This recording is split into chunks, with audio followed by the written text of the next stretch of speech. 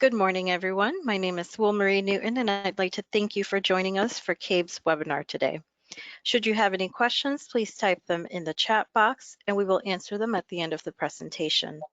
If you have further questions after the webinar has ended, please feel free to email me, and I will forward them to the appropriate person that can answer them. Please note that this webinar is being recorded and will be shared with all who registered for today's workshop. And now I'd like to introduce CABE's President, Donald Harris. Good morning, all, and welcome to our CABE webinar, Dispelling COVID-19 Vaccination Myths, Understanding the COVID-19 Vaccine Together.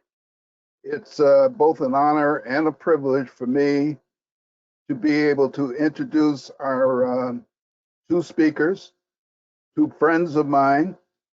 First of all, Dr. Reginald Eady, who is the CEO, President of Trinity New England Region Healthcare, which includes St. Francis Hospital, Johnson Memorial Hospital in Stafford Springs, St. Mary's Hospital in Waterbury, and Mercy Medical Center in Springfield. He brings a unique background to the job because not only is he a trained physician, he also holds an MBA from Michigan State University, giving him both a medical and a business background. Dr. Eady is also co-chair of Governor Ned Lamont's COVID-19 Vaccine Advisory Group and a Detroit native and published author. Additionally, Dr. Eady, and I threw this in as an aside, is a fraternity brother of mine, belonging to the vaunted Omega Psi Phi fraternity. Additionally, with Dr. Eady is Ayesha Clarke, who is Deputy Director of Health Equity Solutions, a native of Hartford, Connecticut. Ayesha has built a career centered on elevating the voices of those who are often left out of the decision-making process. She holds a master's degree in social work with a policy practice concentration from UConn and a public health degree from Benedictine University. Ayesha has a passion for policy and advocacy work. She is additionally chairperson of the Hartford Board of Education, where she has served as an elected official since 1917. Ayesha is a proud member of the Citadel of Love, Greater Hartford branch of the NAACP, and the Black Association of Social Workers. She continues to serve her Hartford community through her active participation as a member of the City of Hartford's Commission on Public Health and Addiction, an executive board member of Community Health Resources, and a very proud member of the Hartford Alumni Chapter of Delta Sigma Theta Sorority. So without further ado, I introduce to you my friends, Dr. Reginald Eady and Ayesha Clarke. Thank you so much. And I'm just going to be very brief before I turn it over to Dr. Eady. Currently want to thank you all in this partnership that we have through the state of Connecticut, the governor's office, and Premier Consulting, as we're working with trusted community representatives and experts like Dr. Eady, where we'll focus our outreach on faith-based communities and educational-based networks to reach the widest audience through the state of Connecticut to dispel myths and share facts about COVID-19 and the vaccination. So we want to again thank you and thank you all for coming, and I'm going to turn it over to you, Dr. Eady. Thank you, Ayesha, and thank you, Brother Harris. Let me just start by saying it's a pleasure to be here. I partner with Ayesha on a number of events like this. I'm going to talk very quickly because there's a lot of information. This is an abridged form, but I really think the crux of the matter is the conversation. But before we jump into that, as I look at and learn more about the Connecticut Association of Board of Education, I see three pillars on your logo, and that's education, advocacy, and support. And I happen to think that really those are the three things that we need as a state, that we need as a collaboration to get through the remainder of this pandemic: education, advocacy, and support. And we'll be talking about those three throughout this presentation. I'd like to engage you for just about 25 minutes. So again, I'm going to talk fast, forgive me, and I'll be happy to revisit any of these topics if they don't meet your satisfaction in education or explanation. But I thought just, we talk about the national impact, just to sort of put things in perspective. I am one who does not subscribe to vaccine hesitancy, so I like to share, if you will, why that perspective exists, at least in my head. Talk a bit about rumors, myths, and narratives. Talk about herd immunity, because that's really the ultimate goal here as we transition through the remainder of the pandemic. One of the most common concerns is how fast the vaccine was manufactured. Did it jeopardize quality, safety, or efficacy? Were steps skipped? And it's the so-called Operation Warp Speed, which I don't really think that nomenclature really fits it. But nonetheless, we'll talk about that. I created an analogy that's based on the Ikea store. Look, I have no stock. It just happened to be the first store to come in mind, so I'll talk about that. Do a comparison and contrast of the three vaccines that we have currently in the state of Connecticut, talk about what's next, and then we'll go into Q&A. So without further ado, let's jump right in. So let's just take a look across the country and just revisit where we've been. Remember back in the state of Washington in mid-February, we had the first, and it's not to suggest that there were not any prior to this. I happen to believe that it was back in 2019, December, but the first confirmed death of COVID-19, because at that point we were looking for, and there was just one in February, and that was in the state of Washington. And then recall that the following month, that March, we had north of 5,000 deaths. And then came our first real surge where we peaked, bent the curve, flattened the curve, and then began to bend the curve. We had over 60,000 deaths. So to go from 1 in February to over 60 in April, I mean, it shocked us all. This was such a novel experience that we did not really know what to do. Luckily, we had the Spanish flu, which was 101 years earlier, and today our reaction was very similar to that. We then had a decent summer, if you will, last year, only to, as predicted, starting with Halloween, we knew families were going to start getting together. So you see the number of deaths starting in October, and then are facing the resurge. November was Thanksgiving. December were holidays like Christmas, Hanukkah, Kwanzaa, and then New Year's Eve, and then January was New Year's Day and Three Kings Day, and then we are now getting out of that.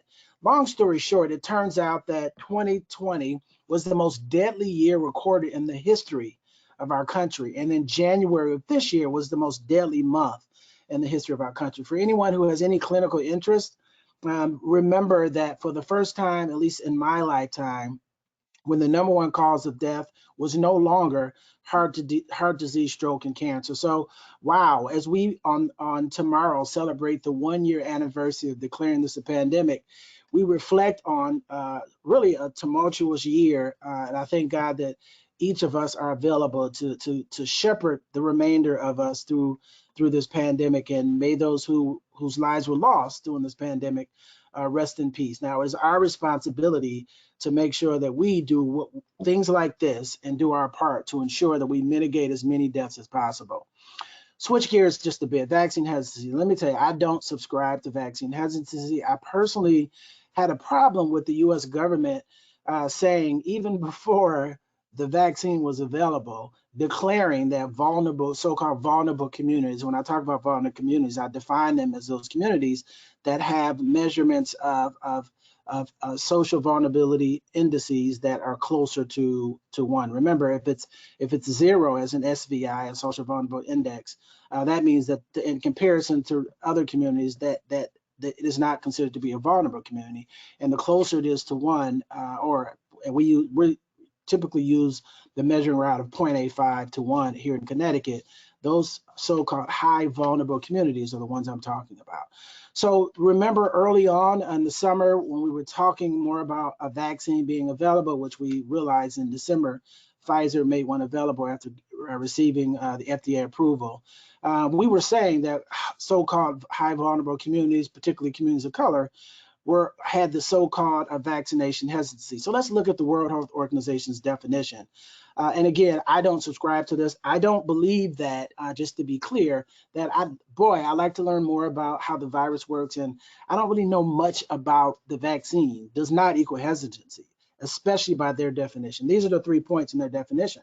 Hesitancy refers to delay in acceptance or refusal of vaccines despite availability. And that's really our issue. Our issue is not that people in these so-called vulnerable communities aren't willing to roll their sleeves up and get vaccinated. The issue is they don't have access. And social determinants of health have been around since the beginning of this country. They continue to exist. And the number one charge is access to health. That is access to healthcare insurance, that is access to a provider, whether it's a physician or a hospital, and that's access to a physician who understands you and your culture. That just doesn't exist. And that is the problem that I pull out of the first bullet point here. The second is that the hesitancy is complex and context specific, varying across time, place, and vaccines. That doesn't really fit. And my proof is the 75, I think the number is about 75, touching about over 50,000 people so far since the first vaccine has been available. And we do a lot of polls during these conversations. One simple question at the beginning and at the end. We're not doing that today, obviously. And that's where I gather the information from.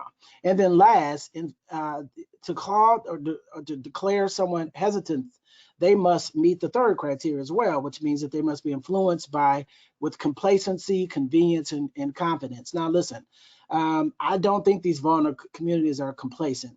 And I think it's almost disrespectful to assume that they're okay that a number of them are dying at a disproportionate rate. We're not complacent about that. Convenience, that is a problem. That goes to my point I was making in the first bullet.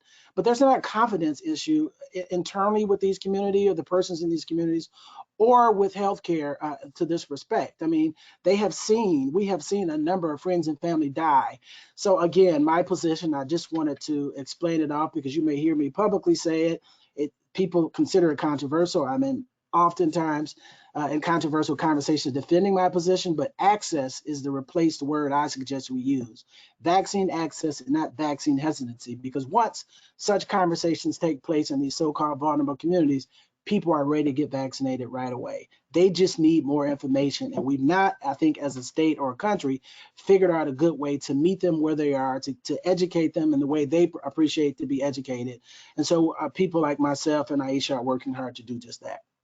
Okay, I'm off the soapbox. So let's get to herd immunity. So really what is it? Herd immunity is the goal that we're trying to reach. By definition, herd immunity simply means that a large percentage of a population is resistant to a particular disease. So let's talk about coronavirus.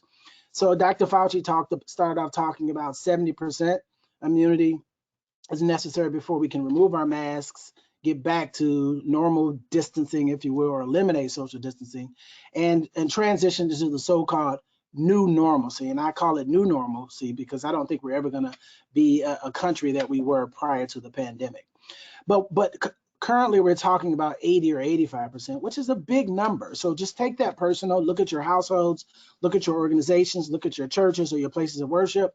We need 80% of those people to reach immunity. Now there's two ways to reach herd immunity. One is through passive exposure, just sitting back, allowing the virus to infect us, and to the extent where it infects us, to the degree we have 80% of the population that's immune to it, then we have reached herd immunity. Now there's a problem with that, right? We had one person die in February, we had 5,000 people die in March. Up until recently, we had 3,000 to 4,000 people dying every single day. 3,000 to 4,000 people. In March, we had 5,200. We were having 5,200 people die in about a 40-hour period. That is not the way we want to go. That is not the way we want to reach herd immunity. That will take several years, and many of us would not be here if we reach herd immunity following the direction that we got from someone out of Washington, D.C. in the past. The other way to reach herd immunity is through vaccination, and that's why this conversation is so important. Operation Warp Speed. I am not going to spend a lot of time on this slide because it's a very busy slide and you don't deserve for me to go through it. However, meaning it will be a waste of your time is what I meant when I say it wouldn't be fair to you or you don't deserve for me to go through it. But I will just bring out the salient points for you. and happy to share this slide with you if you want to peruse in the future. But let's draw your attention to the two horizontal lines. One is the typical process. You see it's 73 months. So on average, it takes about 73 months or just over 6 years in America to produce the vaccine, undergo its clinical trials, and then get it approved. About 6 years. Now imagine if it took us 6 years to produce a vaccine. None of us who have been vaccinated so far or are waiting to get vaccinated would have no hope. And it would be the way, if it took 6 years, that'd be about the time it would take for us to reach herd immunity. And with the number of people, thousands of people dying every day, I think there was about 2,500 people that died in the last 24 hours. I mean, eventually it's going to knock on our doors, and it already has indirectly or directly, but it will be touching us if we had to wait that long. So thank goodness they were able to produce in a short period of time. Now, you see the next horizontal line, the accelerated process. The target was 14 months. Clearly, we're celebrating a 1-year anniversary tomorrow. So, and we've had the vaccine since December, so we beat that target. So how do we do it? Couple points, and then I'll move on. One, there was an RNA technology that existed in the cancer space, cancer research space, for the last almost 10 years. What they were using this RNA technology to produce a vaccine and a cure for cancer. Obviously, they've not been successful there yet, but this advanced technology, they just stopped the line in the cancer care and shifted to the pandemic, and they were able to use that to instead of sort of inventing the wheel, so to speak. So that's one. Two, as you see in the typical process, things were done in a stepwise fashion or in sequence, right? So they didn't get to step 2 until they completed totally step 1. Step 3 until step 2 was completed. Step 4 until 3 was completed, etc. And so that's why it takes 73 months. Because of the RNA technology and the support, which is one of your pillars, the support and the advocacy, another pillar that the U.S. government and the manufacturers approached it by, they were able to do things differently. So they took the RNA technology, instead of going in sequence or step-by-step fashion, they did things in parallel. So in other words, instead of doing 1 and then 2 and then 3, they did 1 and 2 at the same time, and then started doing 3 and 4 at the same time, and then did the 4th and 5th at the same time as well. So there was overlap, if you will, the intersections over that, and that's how they were able to produce the vaccine in such a short period of time. I think the take-home message here is, one, it was largely because the mRNA technology that already existed for many years. 2, they did not skip a single step. They just did them in parallel. 3, they did not jeopardize quality, and they did not jeopardize safety. And so that's really important. That's the take-home message. The other point when we talk about vaccines is efficacy. And efficacy turned out to be much better than anticipated. Remember, Dr. Fauci said, if we can only get a vaccine that has an efficacy of 50%, we'll be golden. I'm going to show you in just a second where he got that 50% from. But again, we did not skip a step. We did not jeopardize quality, safety, or efficacy. And it was because of the mRNA technology that we were able to move so quickly. So let me transition into something I created called an Ikea analogy. The intent here is simply to remind you of how the vaccine works and to just bring home the RNA and the DNA and their functions. So I'll be very quick. So imagine my wife sent me to Ikea to purchase a table and 8 chairs. So I go to Ikea because happy wife, happy life. So I'm going to follow, of course, her instructions. The married men on the phone know exactly what I'm talking about. And then, so when I get to Ikea, if you've been there before, you know you've got to get the cart with the 4 wheels. It's a large cart, just a little smaller, I think, than maybe a twin-size bed. And it's got the big handle. So you go to the aisle, you find your product, you load it on your cart, and then you go up to the front of your store. The prices are, the value is what it is at Ikea because the prices are low because you do the assembly yourself. So I get there, I'm in line because the lines are usually long in Ikea. And then I open up the box just to get a better understanding of how difficult, I am not the handyman, it will be to put together this table and chair. And so I peruse the instruction manuals and I automatically decide, you know, this is way too much for me. And I got to be open and honest with myself. So when I get to the register to pay for the product, I also ask if I could pay for someone to assemble it. And they said, absolutely, there's a person in the back of the store, and let's call this person the assembler. There's a person in the back of the store who agrees to assemble it. I pay for the product, I pay for the assembly, and then they bring the product back to the front of the store, and then I leave Ikea, load it up on my vehicle, and I take it home, and I get a high five from my wife. This red circle, let's pretend this red circle captures the activities that are done inside of Ikea, which is relevant because remember, all that took place inside of Ikea until I left the store and went into the parking lot to load the completely assembled table and chairs onto my vehicle. All right, so let's look at this in a little differently. So the red circle is Ikea. The first arrow is the box. Inside the box, as we talked about, is going to be the instruction manual, parts and tools. And then that went to the second arrow, which is the assembler in the back of the store. What did the assembler do? He or she read the instruction manual, gathered the parts, gathered the tools, and assembled it for me. Brought it back to the front of the store. We then left the red circle so that I could assemble it. So the box, the assembler, and the final product. So now let's be a little scientific. The box is, in this analogy, is no different than the DNA that you received from your parent. So we've got box, assembler, and final product. So think about this. You get half of your DNA from your mother, half from your father, and combined, that's you. All of the millions of cells inside of your body has DNA inside of it, and it's the instruction manual, just like the box. It's an instruction manual of what that cell should do. The cell has to replace your skin cells. If you have hair, unlike me, it replaces your hair. It's the reason why your feet are the size that they are. Your height is the size that it is. It produces new cells in your liver and your heart, etc. These cells are constantly reproducing and producing things. So remember mitosis and meiosis. All right, so the DNA is just like the box. It houses the instruction manual. It doesn't do the work. It just houses the instruction manual. Who does the work is the assembler, or we can call the assembler the RNA. The ribonucleic acid is the worker bee, if you will. It reads the instruction manual, just like the assembler in the back of the store, and then it produces the product. Once the product is produced, and let's just say it's a protein, once it reads the instruction manual and makes the protein the way your mother and your father's genes told it to make it on your behalf, then the product is then released into your bloodstream, which could be this kitchen table and the 4 chairs. And that's how the DNA and the RNA work.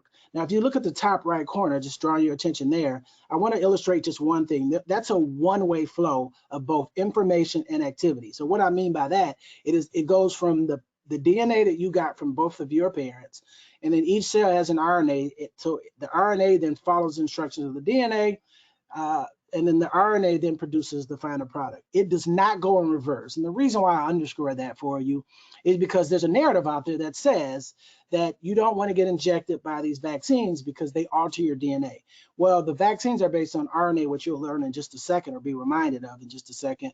But so it negates that rumor because it never goes protein RNA or RNA to DNA. It's a unilateral one-way street. Therefore, if you're injected with RNA, then it will not impact your DNA. Just wanted to highlight that. Now let's talk about how this vaccine works. To the extent where you understand the analogy that I gave, the box, remember, is equivalent to your DNA. That's where all the information is, instruction manual.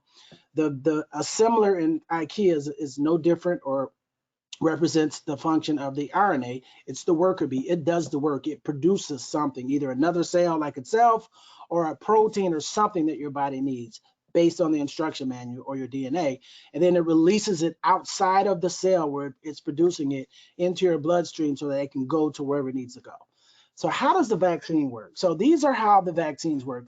And you know, you probably heard this a million times. To the extent where you didn't completely understand, if I do this correctly, you will have a complete understanding. So remember I told you at the top of the conversation that this RNA technology already existed. So scientists took this RNA technology and applied it to producing a vaccine. And here's what they did. They isolated a coronavirus, right? They took the coronavirus to the laboratory. They opened up the coronavirus, and let's say the coronavirus RNA is represented by that squiggly line there. Now remember, if we took that complete coronavirus RNA and injected it into your muscles, you know exactly what your cell is going to produce. It's going to produce a complete coronavirus. So this notion or narrative that if you get injected by the vaccine, you will get corona, well, that would be true if the injection included the entire RNA from the coronavirus, but it doesn't. So let's talk about what it does. So scientists opened up the coronavirus, they pull out the RNA strand, and then they were able to isolate a part of the RNA strand that has the ability to produce just one part of the coronavirus, and that is the spike protein. So when you look at the coronavirus in front of you, in the center of your screen, right under the word vaccine, you've seen that illustration multiple times, but it's a circular illustration, what I like to refer to as protrusions that look like an arm and a hand, and that's the spike protein. So they took the complete RNA, they were able to determine what part of that RNA is responsible for producing the spike protein. Because remember, the entire strand of RNA from the coronavirus can produce an entire coronavirus. So that's what that red object is on the left top corner of your screen. That represents a spike protein. So they figured out what part produced just the spike protein, hence why we have a much shorter RNA strand. That RNA strand is only information. It can only produce the spike protein. That is what they inject into the muscles. And this is the RNA technology we're talking about. The technology is that they can take a full strand of RNA, and now they can determine if it was a human RNA. This produces your eyes, this produces your nose, here's something that produces hands, etc. So that's the genome work that you've heard about in the past. So they took that RNA technology, they took the entire RNA strand from the coronavirus, they isolated the part that's only responsible for the spike protein, or I like to refer to as the hand and arm in the hand, and they inject into the muscle. Let me take a quick step back. What's the function and why were they focused on the spike protein? Well, this is how coronaviruses work. And this is literally how it works. I'm just going to laymanize it, if you will, in the form of this conversation, so even a 5-year-old child can understand it. The spike proteins are the arm and hand, and hopefully you can see my arm and hand. What they do is they literally attach onto a human cell. So when you inhale or ingest the coronavirus, because remember it's airborne, we know a lot more about coronavirus than we did in the past. So if you're not wearing a mask and you inhale or ingest it, because you've got to breathe, once you expose your cells in your nose or in your mouth to the coronavirus, and that's why the tests are done in your nose or the back of your throat to test to see if you have coronavirus, because that's where it gets access to your cells. These arm and hands literally grab onto your cell and punch holes into the human cell. And the reason why they grab onto it and punch holes is for one reason only. It wants to deposit its complete RNA into your cell. And once it deposits its complete RNA into your human cell, you know what happens, because you know what RNA does. It's an assembler. It will make a complete coronavirus. So you have one in your bloodstream, then you have 2, 4, 8, 16, 32. Next thing you know, you lose your smell, you lose your taste, because that's where it has access to. And then if it gets into your lungs, you run into problems. You need to be hospitalized, possibly placed on a ventilator. And that's how we end up seeing, the thousands of people dying every single day. Let's get back to the vaccine now that you were reminded how the corona works. So what they inject into your muscle is only a piece of the RNA that's responsible for producing the spike protein. So what happens inside of your cell? Your RNA, you know what the RNA does, it assembles. As soon as it gets inside of your human cell, it goes to work. To do what? To produce a spike protein. Now you have spike proteins, you go from one spike protein, not the entire coronavirus, just this protrusion, just the spike protein, this the arm and the hand. Now you have arm and hands going from 2 to 4 to 8 to 16. So now you got thousands of them in your bloodstream. Your brain says that's a foreign body, so let's make an antibody to that. And so that's what your body does. Your cells begin to produce the spike proteins, and you see the Y, that represents an antibody. You, in turn, start making antibodies to the spike protein. And that is how you reach an immunity to the coronavirus. Now you have, let's say, millions of Y-shaped antibodies to the coronavirus, so that once you're completely vaccinated, in the event that you are exposed to a coronavirus, when the coronavirus tries to go and attach to your cell, punch holes and deposits RNA, you've got an antibody that's going to say, stop. You cannot attach to these cells, punch holes and deposits RNA, and that's why you are immune to the coronavirus. We need about 80% at least of the people in this country to get this immunity. And again, there's 2 ways to get it, and the vaccine is the way we recommend you do so. I'm wrapping up here. Let me just speed up just a bit and we can go to Q&A. So let me orient you to this slide. This top horizontal purple line represents the manufacturers, Pfizer, Moderna, Johnson & Johnson, AstraZeneca. I'm not going to talk about AstraZeneca today because it's not available yet. The first horizontal line or column represents characteristics of each of these vaccines. So let's look at Pfizer. Now you completely understand, God willing, if I did that right, what this all means. It's RNA based. I'm just going down for under Pfizer. It's RNA based. You need 2 shots, 21 days apart. The second shot is like the booster shot.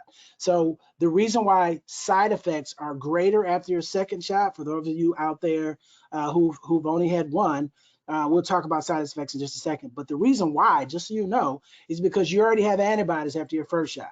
If you got it, you can literally get your blood drawn. They can look under the microscope and see that you have antibodies. The second shot, because you already have antibodies, it's an aggressive response, which turns into what we call side effects.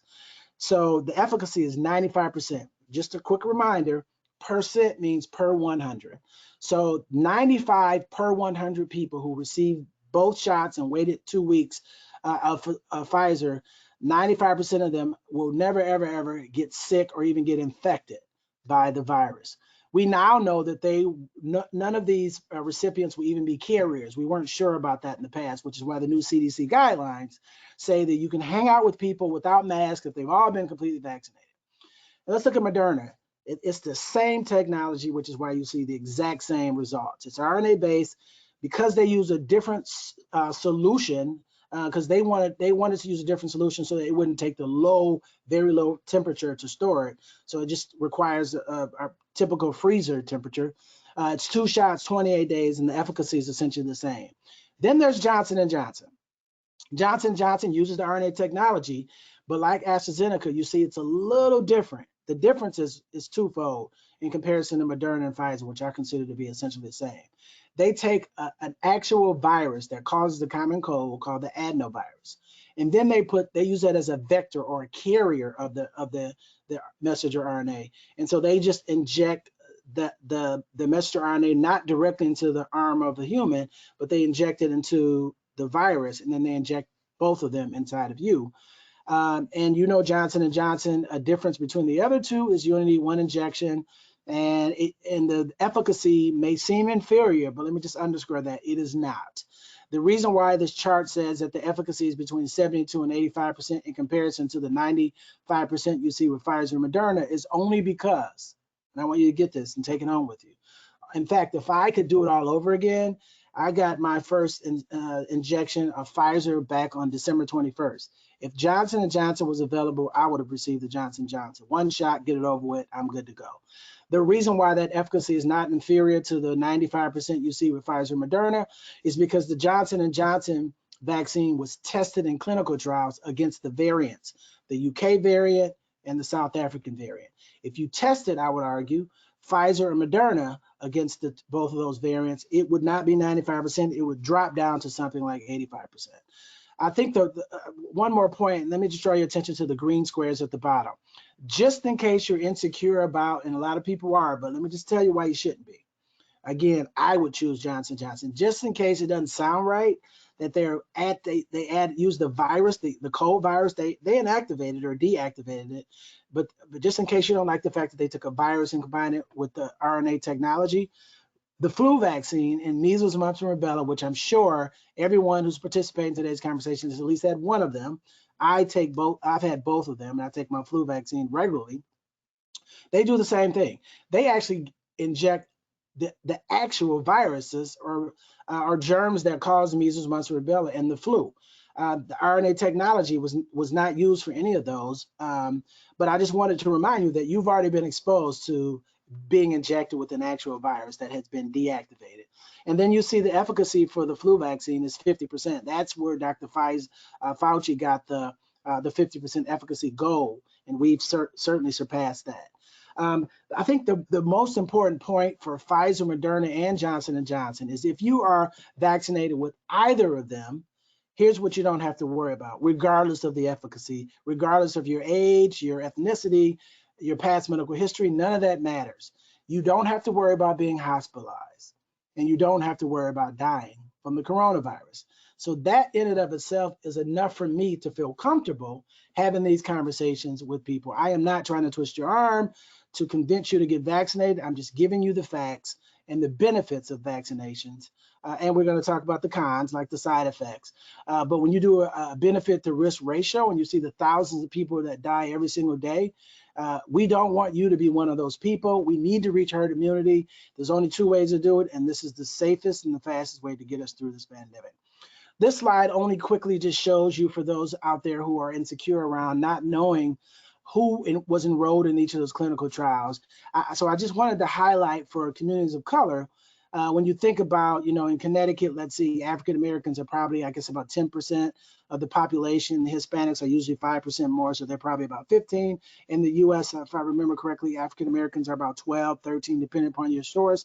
5% more than that are the Latinx community, so that's about 18%. And you look at the numbers in red, you see that Pfizer, Moderna, and Johnson & Johnson, I think, represented very well the communities of color. So when we're having conversations with communities of color, they often ask, what was the clinical trial? Were there people like me who were enrolled in the clinical trials to ensure that it's safe for my kind? And the answer is absolutely. Whatever kind you can think of, whether you're diabetic, whether you're obese, whether are you immunocompromised, you have severe allergic reactions like me, all that was brought into the trial prior to the FDA providing emergency use authorization. We've done multiple talks, as I indicated at the top of the hour, and this is just a picture. Oftentimes people ask me 2 questions. One, are you being paid by Pfizer, Moderna, or Johnson & Johnson? The answer is no. And the second is, well, did you get the vaccine? And here's proof that I received my first shot and then my second shot at St. Francis. It was an excellent experience. I got my appointment for my second before I left, which I think is the only healthcare system, Trinity, is the only healthcare system who does that. People then have to go back to 211 and go back to VAMS, unfortunately, and then try to navigate that system and hope that they can get an appointment in 21 days or 28 days, depending upon the vaccine. With Johnson & Johnson, you don't have to worry about that. Side effects, I'll wrap it up here. So these are the 7 most common causes of side effects. I'm just going to bring home or raise just a couple salient points. Number 1, age. If you're 55 and above, the literature shows, and my experience proves, that you have very little to no side effects. 55 and above. If you're 54 and younger, you can expect to have more of the side effects. Most common side effect is obviously soreness at the injection site. My personal experience was I had soreness in my arm on both injections. I had a mild to moderate headache a couple hours after it. Here's the good news. 1, you want side effects. I know that sounds like an oxymoron for such a conversation, but remember, side effects mean that your body is responding to the RNA that was injected into your muscles. So that you want to know that it's working, right? So that's why I say side effects are a good thing, not a bad thing. The other good point about side effects is they're gone within 24 hours. So if you're one of those people like me who either can't afford or fathom missing work, then consider getting your vaccination on a Friday, because if you do get side effects, it'll be gone within 24 hours. But the younger you are, the more likely you're going to have more severe side effects, which get as bad as, which is not a bad thing in my opinion, as a flu-like presentation, but they're gone. So Sunday you can go back to your place of worship, you're back on your feet, and you're back to normalcy to whatever degree you expect to be. So those are the points I just wanted to raise there. Side effects, again, this is the gamut of side effects. And it will be gone within 24 hours. It's a good thing that you get them. And depending upon your age, you're less likely to have or more likely to have side effects. The other thing I'll say is, remember the explanation I gave as to why things are greater in terms of side effects after your second injection is because you already have antibodies. The same thing applies to people who may or may not know that they've had COVID in the past. So if you've had COVID in the past and you get your first shot, it's going to be equivalent to your third shot because you already have antibodies, remember? So that's going to be a more aggressive group of side effects after your first shot. And if you're getting Pfizer or Moderna, your second shot is going to be like getting a third shot, because again, you started off with antibodies as opposed to someone like me who didn't have COVID, who had no antibodies. Again, I only had a headache and arm pain. I didn't miss any time at work. I took Tylenol. You don't want to take Motrin because Motrin can stunt.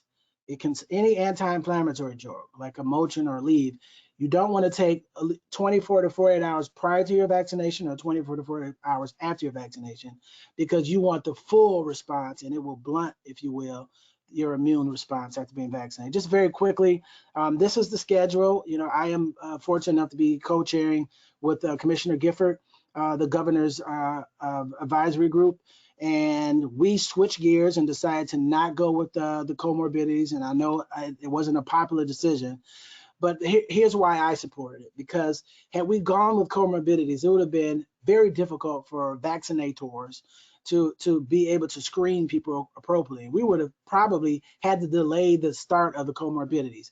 We had a lot of conversations with a lot of vaccinators, and we all agreed that that was going to be hard to do. Plus, had we taken that route, we would not be opening up to the general population till likely June or July. We decided on the age step down process, as you can see there. On March 22nd, we'll go to 45 and above, and April 3rd, 35 and above. And then by May 3rd, which is right around the corner, we will be opening up to 16-year-olds and above, waiting for younger ages to be approved by the FDA. So this was the fastest way to reach herd immunity, the safest way to reach herd immunity, the easiest way to reach herd immunity in the state of Connecticut at a short period of time. And I have no doubt we have been recognized, as you guys know, as either the second, third, or fourth or fifth best operation in the country from a vaccine perspective. And I have no doubt that this is going to push us even closer to number one because of people like you and decisions like you being made and the way the governor is rolling out vaccines. Just very quickly, once you've been vaccinated, despite what the CDC just said, you still have to be careful because remember, if you're in a closed environment, let's assume you're indoors, a closed environment with everyone who's been completely vaccinated, you remove your masks. You just need to make sure that there was not a person in there prior to you all getting together who has put the virus in the air. Because if it's put the virus in the air, the efficacy is not 100%. So in theory, that 5% from Moderna and Pfizer, they can still be infected, or they can still, to some degree, get COVID to punch holes in their cells and deposit their RNA. Now, they won't get super sick. They will not need hospitalization, and they won't die. But then they could go around someone who's not been vaccinated and infect them. So that's just wanted to make that note. I support 100% what the CDC advised us on, but I just wanted to add that cautionary note there. I won't spend a lot of time here. This just depicts on the left side the importance of the mask. And the mask is 100% effective, assuming that you're wearing the right mask. And then the right just shows how it can get access to your lungs, and that's where people get into trouble. My last point that I want to make before I yield the microphone back to Mr. Harris is you got to wear the mask properly, because not wearing your mask properly is equivalent to not wearing a mask at all. So you see individuals, when you don't cover up your nose, or when you don't put the mask all the way down to the bottom of your chin, and when you don't pull it down to the bottom of your chin, you have gaps on the side of your mask. And then if you don't cover up the entire nose aspect, so you got to extend it superiorly and inferiorly, or up and down. And then if you wear it as a turtleneck, it's like you're not wearing a mask. You're exposing yourself potentially to the virus. And that's how a lot of people who say, I've been wearing a mask, I'm not sure how I got it. That's how they got it. They've broken one of those 4 rules.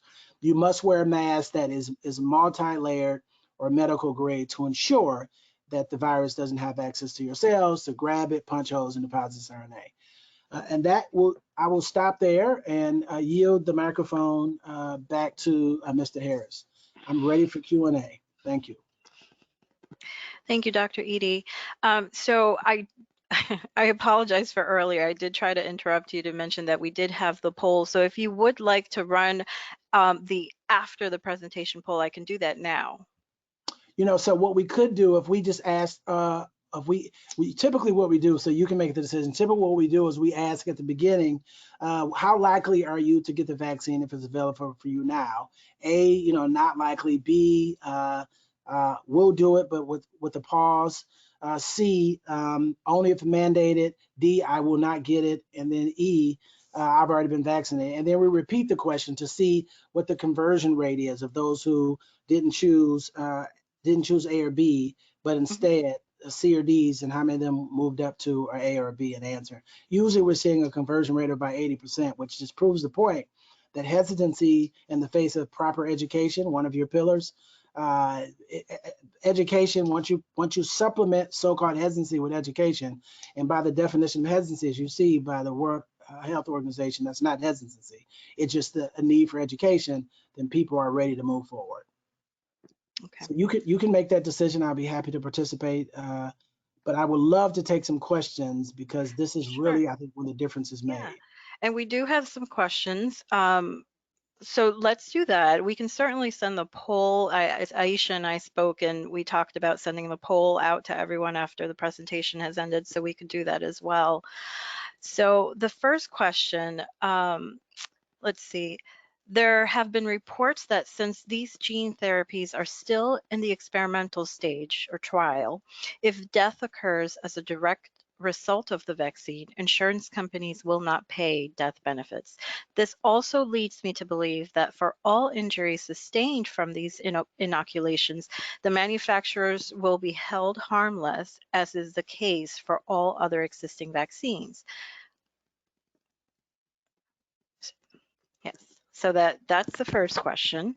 All right, so let me respond to a couple of them. So yes, so they're out of the clinical trials because they received emergency use authorization.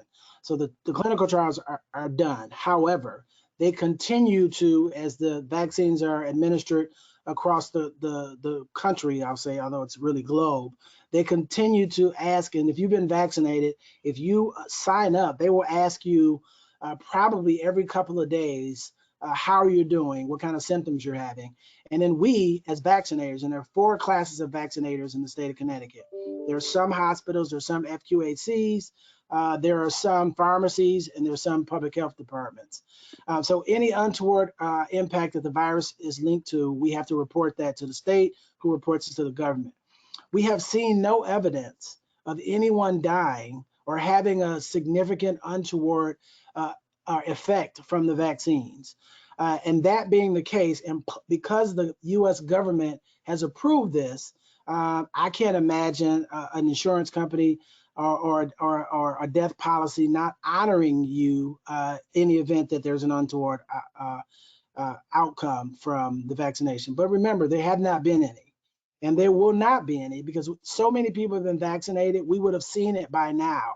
And I know there's some anxiety around Johnson & Johnson being new, but you've got to remember, this is the United States, and our Federal Drug Administration and the approval process that we have is not like other countries. It's very strenuous. It would not have been approved if there was one question around its quality, safety, or efficacy. Therefore, with all of that, I am very comfortable, and I don't think you have to worry about any of those concerns that were expressed in the question. Next. Great, thank you. A question was asked whether this webinar will be archived. It will be archived as well as shared with everyone who registered for today's workshop. You should receive an email from Nancy Prophy. The next question is, what about allergic reactions between Pfizer, Moderna, and J&J? Great. So great question. So let me take a step back. So first of all, there's only one, what we call contraindication, or one reason why you should not move forward with the vaccine. Unfortunately, we only learn of that once you are vaccinated, right? So what do I mean by that? So if you're getting Pfizer and Moderna, which requires 2 injections, and AstraZeneca requires 2 injections, if you have a severe allergic reaction to the first injection, then you're going to be advised not to get the second. Outside of that, everyone needs to line up, regardless of your past medical history.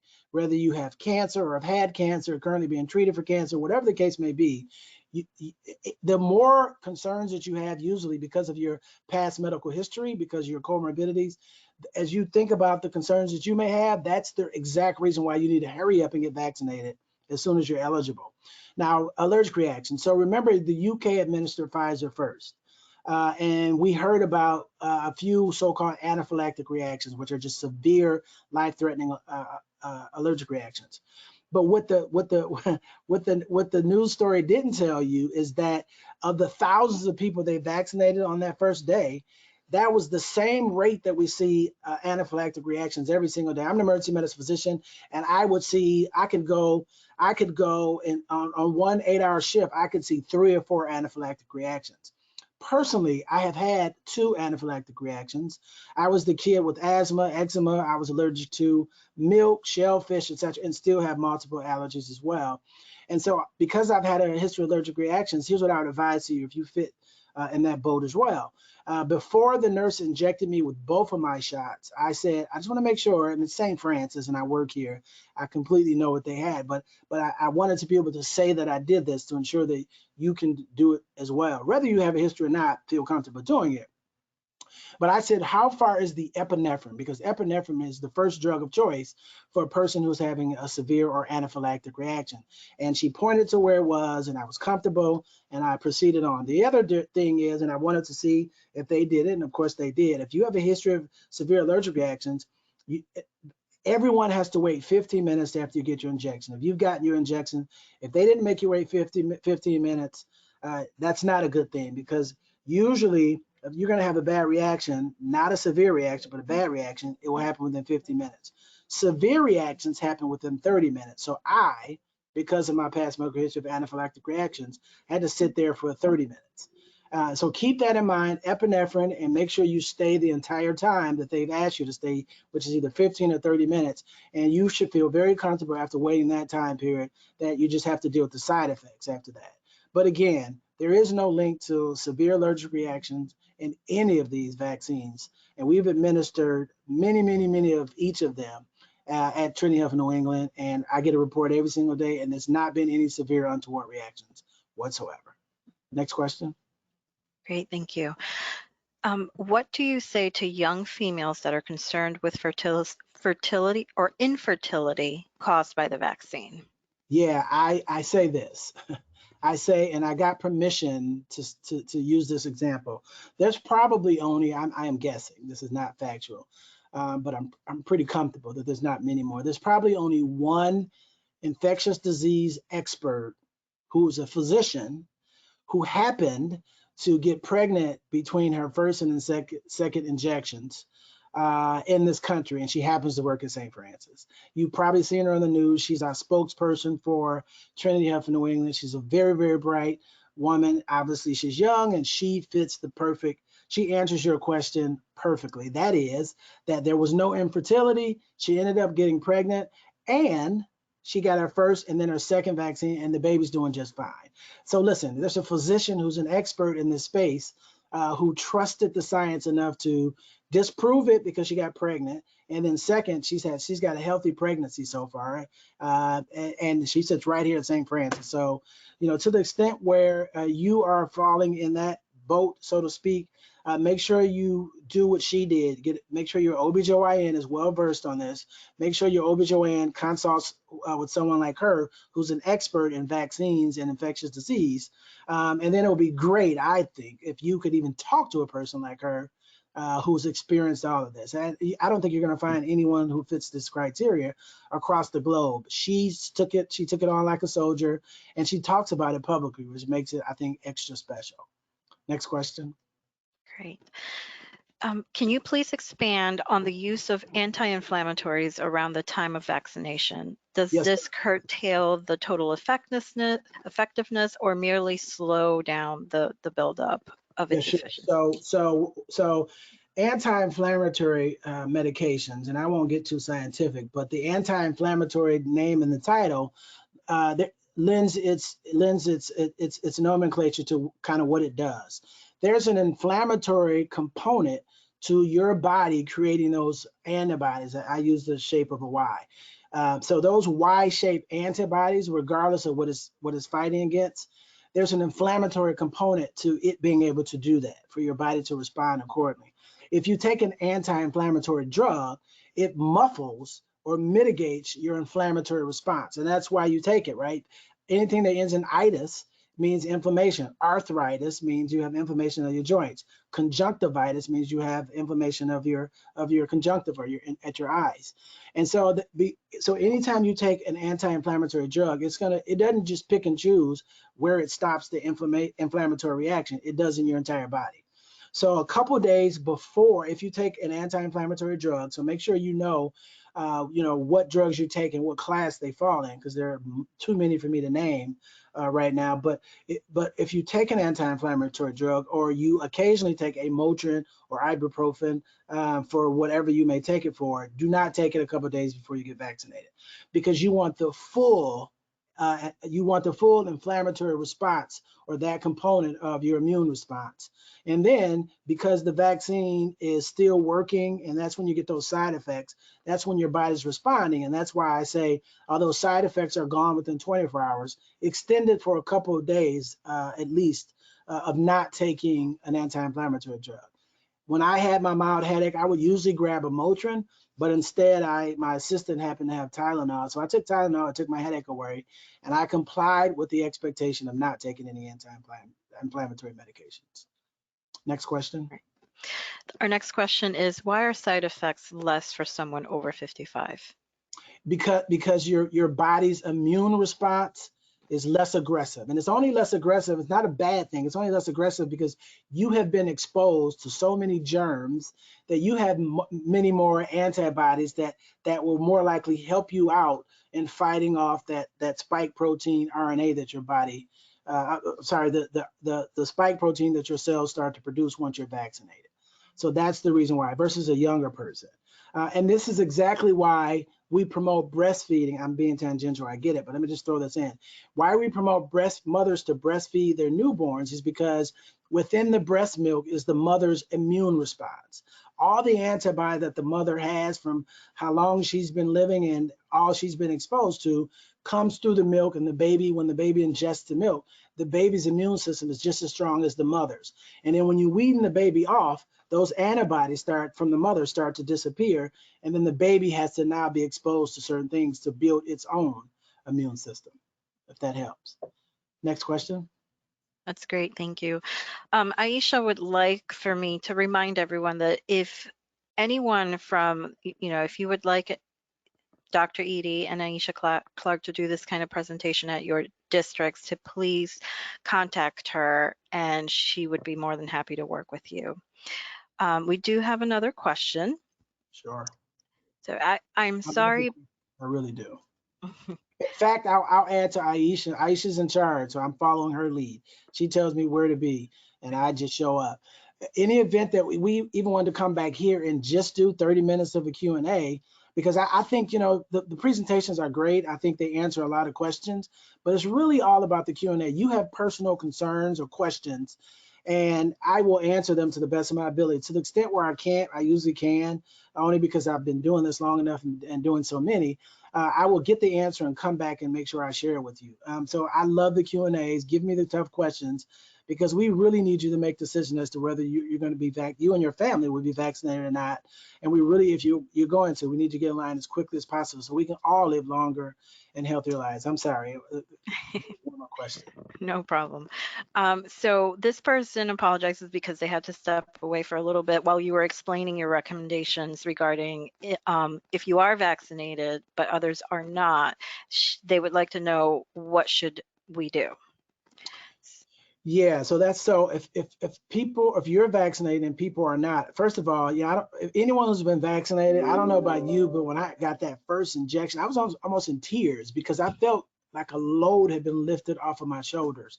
The second injection, and then 14 days later, I didn't have an antibody test to see if I was in that 5%, but my Pfizer injection, I just feel so much secure. Now, let me answer the question. So that's great if you've been vaccinated, but if you're around people who have not, you should behave as if you've never been vaccinated. You can only change your behaviors if you're only around people who've been completely vaccinated. And I'm not talking about one shot unless it's Johnson & Johnson. And even if they've had one shot from Johnson & Johnson and 2 shots from Pfizer Moderna, remember, you've got to wait at least 14 days after and that's why I keep saying completely vaccinated, 14 days after that last injection to assume that you have the immunity that you need to be safe. So we're not, there's a light at the end of the tunnel, but we're still in the tunnel is the point I'm trying to make. Great. And we have one more question. Should a vaccinated person be concerned about long-term effects? We have no evidence to suggest that we have to worry about long-term effects. It should have shown up by now, because remember, like I have a friend who's a professor at Harvard's medical school who happens to be a frat brother of myself and Mr. Harris. He was in the Johnson & Johnson trial. Geez, this was way back during the first surge. This is way back in March, April. And we were talking on a regular basis, and that's how I knew what to expect. I learned so much from him. He sent me some documents, I'm not sure if he was supposed to, about his clinical trial, because I knew I'd be having these conversations one day. So we should have seen by now some of the long-term impacts of the vaccines, just as we see the long-term effects of the virus. Remember, and I invite people to go and Google, I'm a 60 Minutes fan. 60 Minutes did a piece on so-called long haulers, and it was really based on the experiences in New York. But another reason why I got vaccinated, let me say it that way, is because, listen, I in my heart of hearts and my faith and my religion, I do believe had I gotten the coronavirus, I would have lived. But I also believe had I got coronavirus, I would be a long hauler. I just believe that I would have been, and that these are chronic ailments that people are still carrying with them. They will probably likely carry it for the rest of their lives. And so remember, I mean, the vaccines, we were seeing the clinical trials start immediately after our first surge, right? As I talked about with a friend of mine. So we should have seen by now some long-term negative impacts of the vaccines, and we've not seen them, just as we're seeing long-term impacts from the virus. So hopefully that answers your question. Nothing to worry about there, to our knowledge. Thank you. We have another question that came in. This one reads, obviously COVID mutates. What are the projections for annual immunizations concerning COVID, as is the case for the flu? Yeah, I love that question. Thank you. That's actually one of my favorite questions, because we don't know the answer to it. But if you know anything about my personality, like Ayesha does, I'm going to always have a response. So this slide, I just put it back up. Hopefully you can see it. I don't know if you can, but I'll just talk through it. So let me just take a step back. So the reason why the flu vaccine is an annual vaccine is because when you get injected by the influenza virus that was deactivated, you make antibodies. And the antibodies stay in your bloodstream, and then for several months, and then they start disappearing, they die off.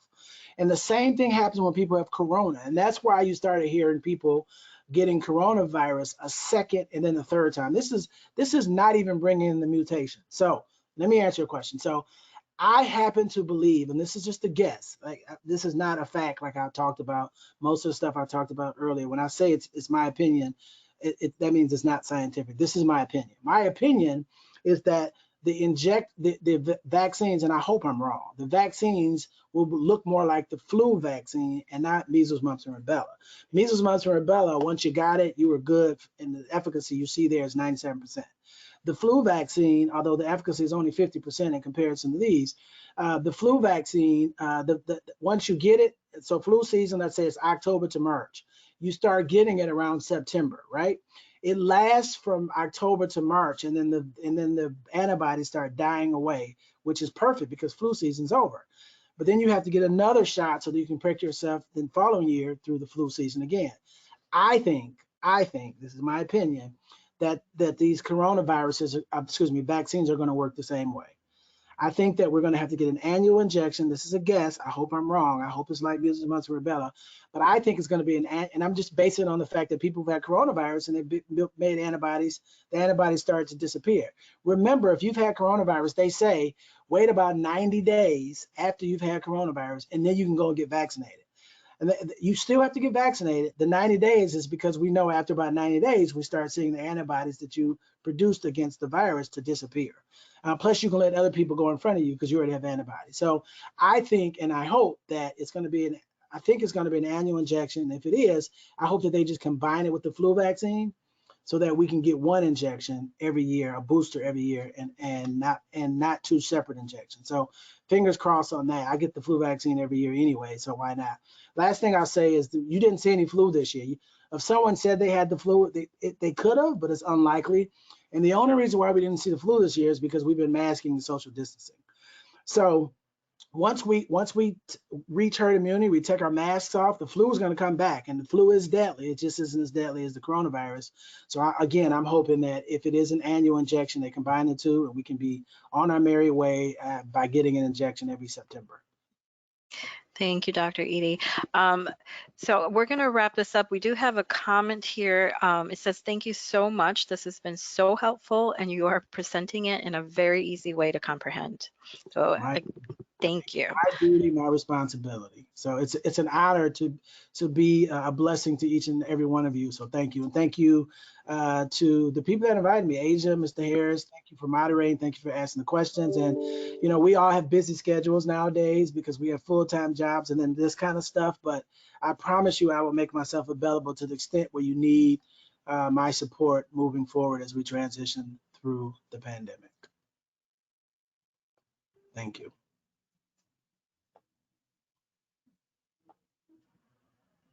We're waiting for some words from Mr. Harris. Oh, it looks like you're having trouble with your audio.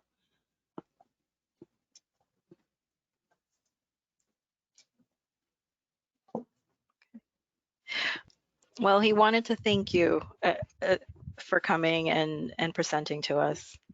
This is Bob Rader. I'm executive director here at CABE, and I'm just taking over for Don. He's not easily silenced, so hopefully this won't go on for long. But I just wanted to thank you very much. We're going to put this out in social media, let our members know about it, and if they would like to have you again, we'll make sure that happens. But thank you. The questions and answers were just terrific, and I know you enjoy that the most, and so did we. We got the most out of that. So thank you so much, Dr. Edie. And Ayesha, thank you so much. I assume you're out there somewhere. Thank you so much for recommending this, and we're glad to be of help in any way we can. So with that, unless Don, nope, Yes. Oh, there he is. They just unmuted me. But I'm just to repeat, Dr. Edie, I want to just, on behalf of CABE, I want to thank you for that informative presentation. I think you cleared up a lot of myths that are floating around out there. I've attended a lot of webinars and I've heard some Q&A afterwards, but never to the extent of what I heard today. And I'm going to hold you to that promise to come back if we ask you. And I can guarantee you we're going to ask you. I do thank you again. Outstanding presentation. And just a reminder to everybody out there that this will be available on our website. Thank you, my friend. My pleasure. Thank you, sir. And make sure if you guys want me to participate in the conversation, please go through Ayesha. She's the boss. So I just simply follow her lead. So thank you. Pleasure. Yeah, you follow the deltas. Okay, goodbye. Bye. Goodbye. Thank you all.